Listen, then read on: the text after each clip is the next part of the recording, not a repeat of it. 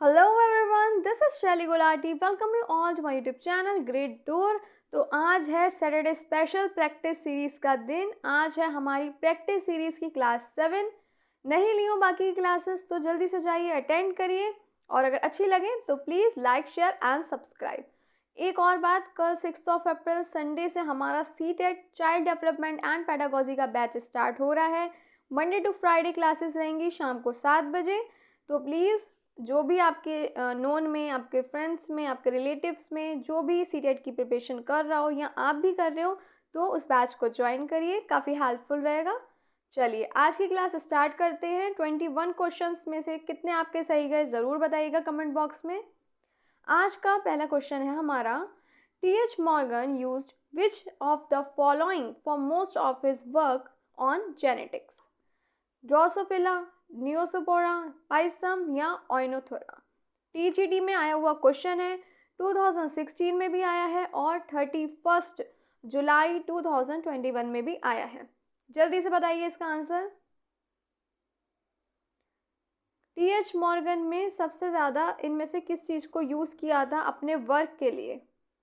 Drosophila को किया था, नियोस्पोरा को किया था, पाइसम को किया था या फिर ओइनोथेरा को किया था? जल्दी से बताइए किसे किसे पता है इसका आंसर। हम वैसे क्लास में इसके बारे में पढ़ चुके हैं। डिटेल में अगर देखना हो तो देखिए, अल्टीग्रेड बायोलॉजी की हमारी क्लासेस मंडे टू फ्राइडे चलती ही हैं मॉर्निंग 11 AM। तो प्लीज़ अगर डिटेल डिस्कशन देखना हो तो आप वो क्लासेस अटेंड कर सकते हैं। जल्दी बताइए क्या होगा इसका सही आंसर। हम कई बार पढ़ चुके हैं टी.एच. मॉर्गन में किसको टी.एच. मॉर्गन ने यूज़ किया था वर्क के लिए? ड्रोसोफिला को। क्यों किया था? चलो देख लेते हैं कुछ स्टेप्स, मतलब कुछ पॉइंट्स। देखो, सबसे पहले तो इसका पॉइंट होगा, they could be grown simple synthetic medium in the laboratory. They could be grown on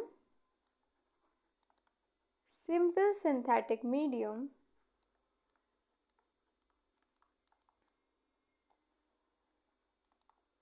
in laboratory. Second क्या होगा? they complete their life cycle in 2 weeks. They complete their life cycle in about 2 weeks. 2 weeks. And a single mating, pen को क्या हुआ, एक second. And a single mating could produce a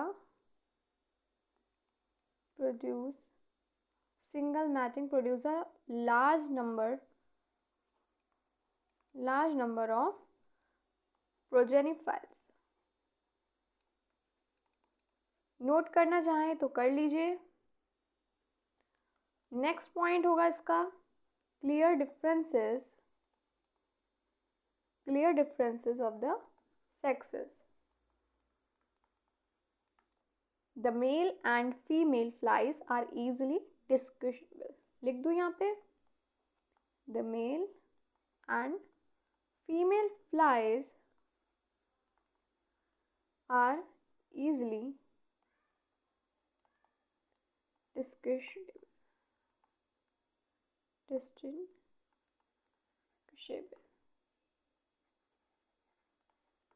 okay, note करना चाहें तो इन points को note कर दीजिए। और आउट ऑफ 21 कितने क्वेश्चन सही गए कमेंट बॉक्स में ज़रूर बताना। नोट कर लिया? एक पॉइंट और नोट कर लीजिए, it has many types of hereditary variations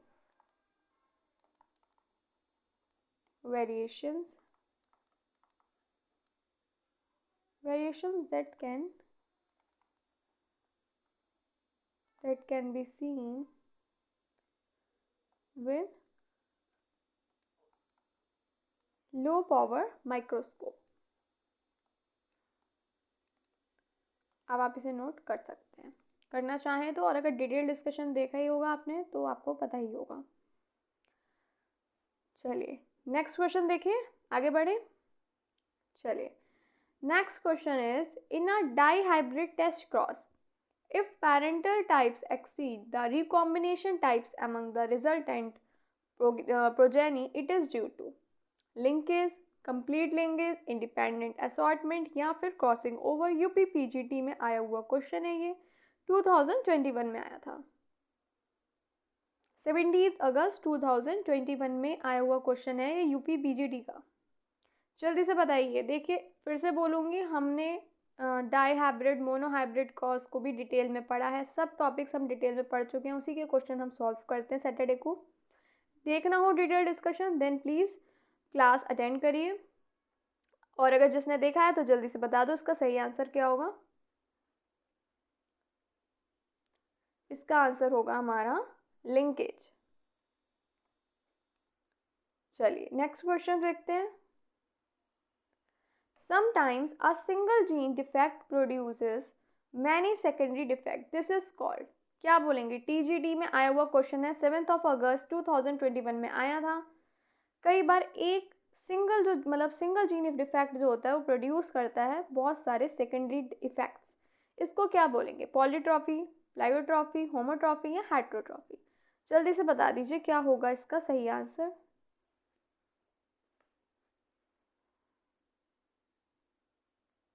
इसका सही आंसर होगा, क्या बोलेंगे इसको? हम बोलेंगे बी, प्लाइयोट्रॉफी।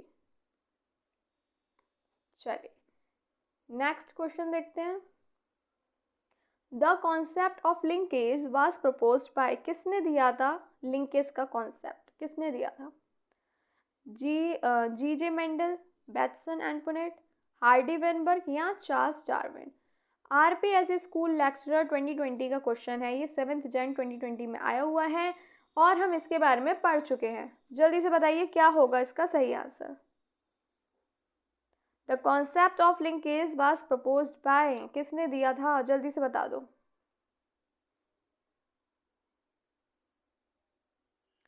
ये दिया था बैटसन एंड पुनेट ने। चलिए नेक्स्ट क्वेश्चन देखते हैं। Exchange of chromosome segments between maternal and paternal chromatids during meiosis is called, क्या बोलेंगे? जल्दी से बताओ। जो एक्सचेंज होगा क्रोमोसोम सेगमेंट्स का मैटरनल और पैटर्नल क्रोमैटिड्स के बीच में मेयोसिस के दौरान, उसे क्या बोलेंगे? साइनेप्सिस, लिंकेज, क्रॉसिंग ओवर या जाइगोटीन? यूकेपीएससी लेक्चरर मेंस 2020 का आया हुआ क्वेश्चन है। हम क्रोमोसोम के बारे में, लिंकेज के बारे में, सेक्स डिटर्मिनेशन के बारे में, human genetics, population genetics, DNA application, ये सब हम पढ़ चुके हैं। अगर देखनी हो क्लास देन प्लीज़ अटेंड कर लीजिए, सब क्लासेस इंपॉर्टेंट है। फिर बोलूँगी क्या बोलेंगे इसको हम। देखिए इसको हम बोलेंगे क्रॉसिंग ओवर। इसको हम क्या कहते हैं? इसे हम बोलते हैं क्रॉसिंग ओवर।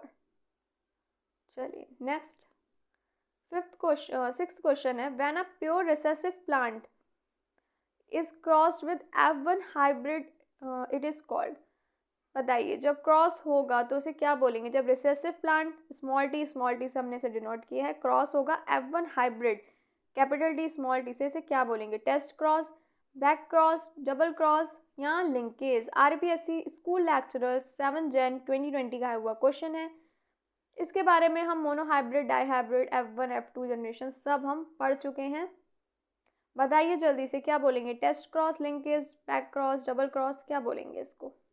जल्दी बताइए क्या होगा इसका सही आंसर। देखिए इसको हम बोलते हैं टेस्ट क्रॉस। नेक्स्ट क्वेश्चन देखते हैं। During which phase of meiosis does crossing over take place? कौन से फेज में होगा? जल्दी से बताओ। जाइगोटीन, लेप्टोडीन, पैकिडीन या फिर डिप्लोटीन? आरपीएससी स्कूल लेक्चरर 23 जुलाई 2016 में आया हुआ क्वेश्चन है। आपके पास है 10 सेकेंड्स, जल्दी से बताइए क्या होगा इसका सही आंसर।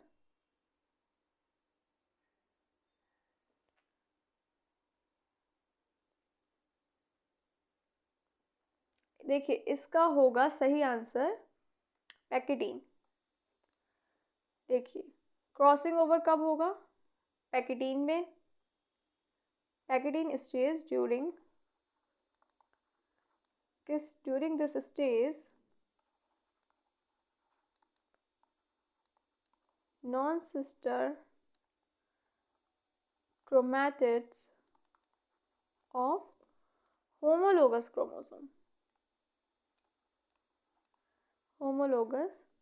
chromosome may exchange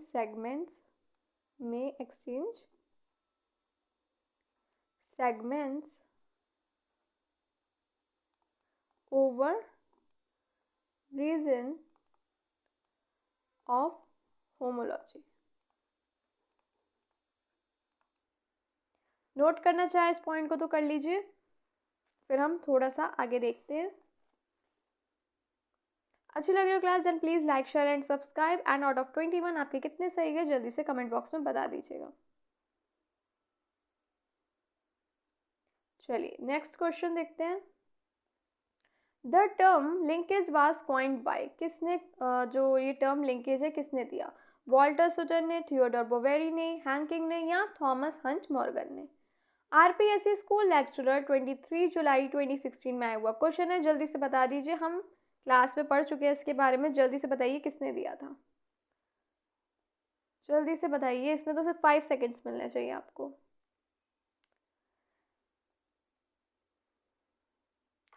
देखिए the term linkage was coined by Walter Sutton sorry.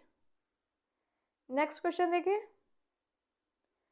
DNA segment which participate in crossing over, कौन सा होगा बताओ? रिकॉन, म्यूटॉन, सिस्ट्रॉन या ऑपेरन?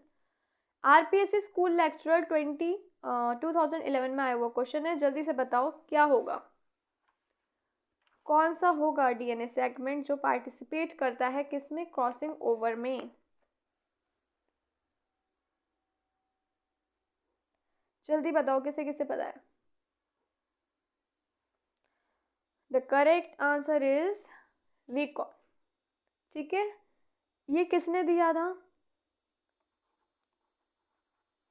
Recon is a term coined by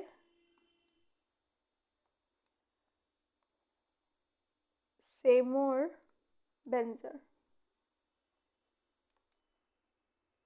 note करना चाहो तो कर लो किसने दिया था ये टर्म, रिकॉन।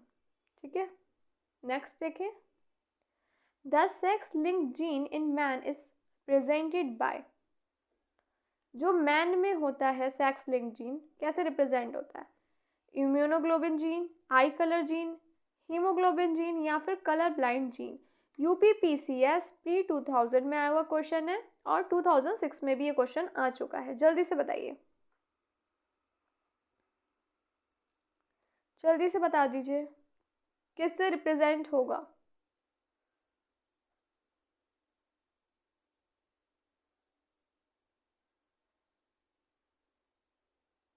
ये होगा कलर ब्लाइंड जीन से। क्यों होगा? Because of the x linked gene की वजह से होगा। And it is a recessive order, sorry it is a recessive character. देखिए इसके बारे में हमने डिटेल में पढ़ा भी है, अगेन यही कहूँगी, नहीं देख रही हो क्लास, आपने नहीं देखी हो तो प्लीज़ अटेंड कर लीजिए। Haemophilia is caused by extra autosome, extra sex chromosome, gene mutation in sex chromosome या फिर gene mutation in autosome adaption? नवोविद्यालय पीजीटी बायोलॉजी 2014 में आया वो क्वेश्चन है, जल्दी से बताइए। 10 सेकेंड स्टार्ट होते हैं आपके अब।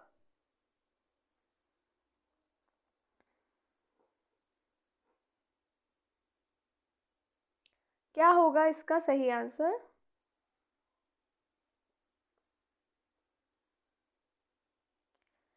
इसका होगा सही answer gene mutation in sex chromosome.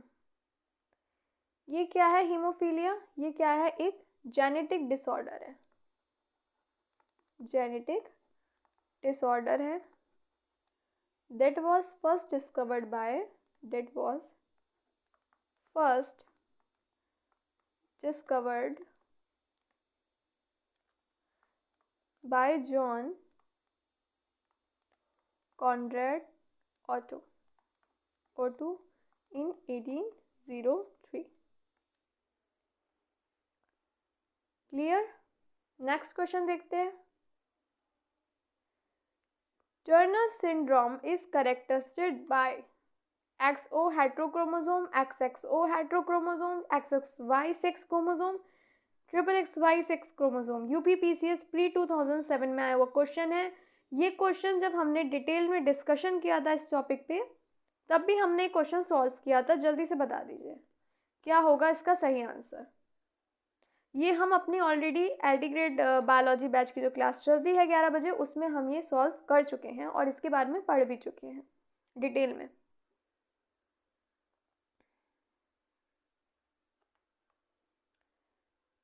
किस वजह से होगा? ये होगा XO हेट्रोक्रोमोसोम की वजह से। Turner syndrome is characterized by XO heterochromosome. A human individual with X chromosomal constitution will be a male and intersex, a gynecromorph या फिर a female sterile।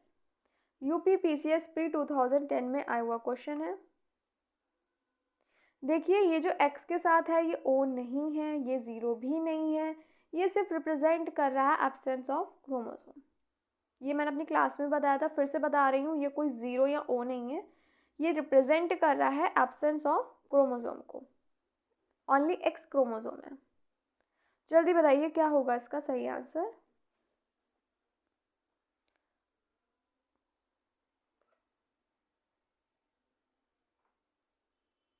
इसका आंसर होगा आ फीमेल। नेक्स्ट क्वेश्चन देखते हैं। Turner syndrome is represented by, कैसे represent करेंगे? XYY, XXX, XO या XXXX। Delhi SSB PGT biology 2015 में आया हुआ क्वेश्चन है। जल्दी से बताइए किसे किसे पता है इसका सही आंसर। अभी हमने वैसे इसके बारे में अभी देखा है, देखिए एक सेकेंड।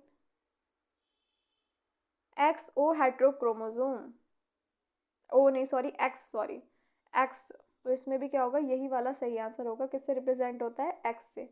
आप लोग को बोल रही हूँ बाय मिस्टेक, मेरे मुंह से एक्स निकल गया, सॉरी, सिर्फ एक्स होगा बिकॉज ये जो है ये क्या रिप्रेजेंट कर रहा है? Represent absence of chromosome.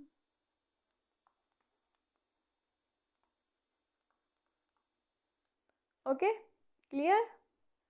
Next देखें। DNA segment which participate in crossing over. ये तो हम कर चुके हैं ना शायद, हाँ अभी किया तो है।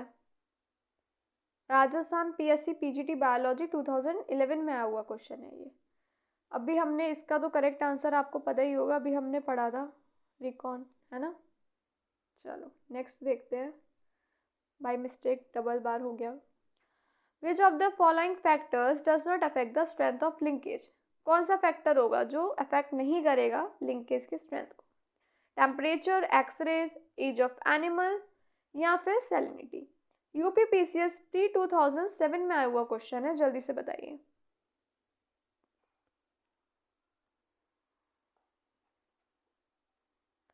The correct answer is salinity. 17 question. If a child having blood group O is born to parents of blood group A and B, it is an example of। Baby born हुआ, उसका ब्लड ग्रुप O है, parents का क्या है? Blood group A and blood group B। ये किस चीज़ का एग्जाम्पल होगा? कंप्लीट डोमिनेंस का, इनकम्प्लीट डोमिनेंस का, को डोमिनेंस का या फिर none of the above. UPPCS pre 2009 में भी आया है, 2010 में भी आया हुआ है। जल्दी से बता दीजिए क्या होगा इसका सही आंसर। क्या कहेंगे बताइए, किसका एग्जाम्पल है ये?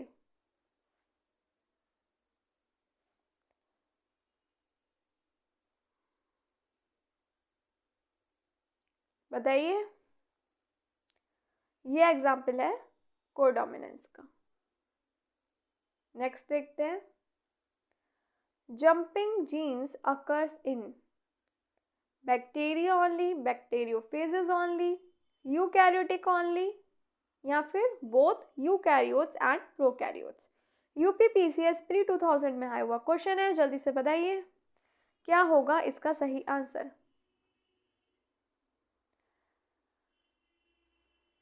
क्या होगा इसका सही आंसर, किसे किसे पता है?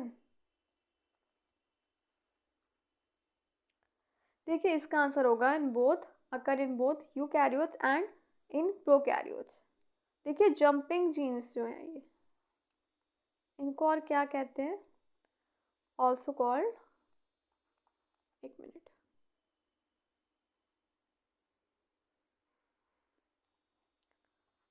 ऑल्सो कॉल्ड ट्रांसपोजन, एक मिनट, ट्रांसपोजन, और क्या कहेंगे?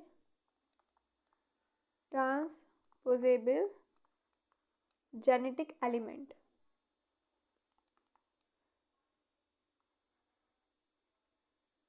कहाँ मिलेंगे? In both prokaryotes as well as in eukaryotes.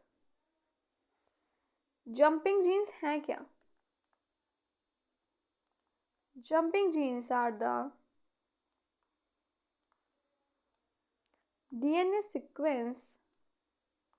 DNA sequence that can move or jump from one location in the genome to another। Note कर लीजिए जंपिंग जीन्स के बारे में क्या कहते हैं इसे। और देखो क्वेश्चन में तो कुछ भी आ सकता है, ट्रांसपोजेबल जेनेटिक एलिमेंट भी आ सकता है ना, जंपिंग जीन्स भी लिख सकते हैं, ट्रांसपोजन भी लिख सकते हैं। जल्दी से इन पॉइंट्स को नोट कर लीजिए।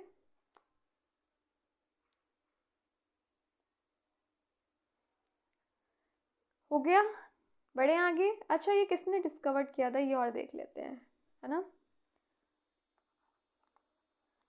Barbara McClintock discovered jumping genes in zebras। Note कर लीजिए, फिर आगे बढ़ते हैं नेक्स्ट क्वेश्चन की तरफ। देखें हमारा आज का 19 क्वेश्चन, आउट ऑफ 21 कितने सही गए जल्दी से कमेंट बॉक्स में बता देना। अच्छी लगी हो class then please like share and subscribe. 19 question है, which of the following is not a synonym of the jumping gene? Transposon, intervening sequence, insertion sequence element, transposable genetic element. UPPCS pre 2000 में आया हुआ question है, जल्दी से बताओ क्या होगा इसका सही आंसर।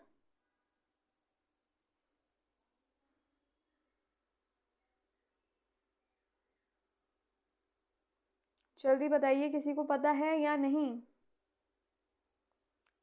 इसका आंसर होगा इंटरवेनिंग सीक्वेंस। ये नहीं है सिनोनियम जंपिंग जीन का। चलिए नेक्स्ट बढ़े आगे। 20th क्वेश्चन है, the reciprocal exchange of chromatids during meiosis is called chiasma, terminalisation, diakinesis, या फिर क्रॉसिंग ओवर। यूपीपीसीएस प्री 2008 में आया हुआ क्वेश्चन है, जल्दी से बता दीजिए। The reciprocal exchange of chromatids during meiosis is called, क्या बोलेंगे इसको? इसको हम बोलेंगे क्रॉसिंग ओवर, पढ़ चुके हैं हम क्लास में ये भी। चलिए देखते हैं आज का 21 and last question of the class. Which one is a sex linked disease? इनमें से कौन सी सेक्स लिंक डिसीज़ है? एल्बिनिज्म, बेरीबेरी, कलर ब्लाइंडनेस या टेलोसिस? टीजीटी बायोलॉजी 2005 में आया हुआ क्वेश्चन है, जल्दी से बताइए। कौन सी डिसीज़ है जो सेक्स लिंक डिसीज़ है, मतलब इनमें से कौन सी सेक्स लिंक डिसीज़ है? कई बार हम अपनी क्लास में भी इसके बारे में पढ़ चुके हैं। Colour blindness is a sex link disease. अच्छी लगी हो क्लास तो देखो प्लीज़ लाइक भी कर दो, ज़्यादा से ज़्यादा शेयर करो, चैनल को सब्सक्राइब करो, और आउट ऑफ 21 कितने क्वेश्चंस आपके सही गए वो भी बता दो। कल से साथ ही हमारा सीटेट का बैच स्टार्ट हो रहा है। सीडीपी का चाइल्ड डेवलपमेंट एंड पेडागोजी दोनों के लिए रहेगा, प्राइमरी और जूनियर दोनों के लिए रहेंगी क्लासेस। कल होगा हमारा शाम को 7 बजे syllabus discussion, and Monday to Friday शाम को हमारी 7 बजे रहेंगी क्लासेस। अच्छी लगती हो मेरी क्लासेस देन प्लीज़ ज़्यादा से ज़्यादा शेयर करिए और सब्सक्राइब भी कर दीजिए चैनल को। बस यही कहूँगी, मोटिवेट करते रहिए हमें भी। और मिलती हूँ आपसे फिर कल अपनी फर्स्ट सीडीपी क्लास में, जो होगी शाम को 7 बजे। तब तक के लिए bye bye, take care of yourself and your family. Thank you for watching.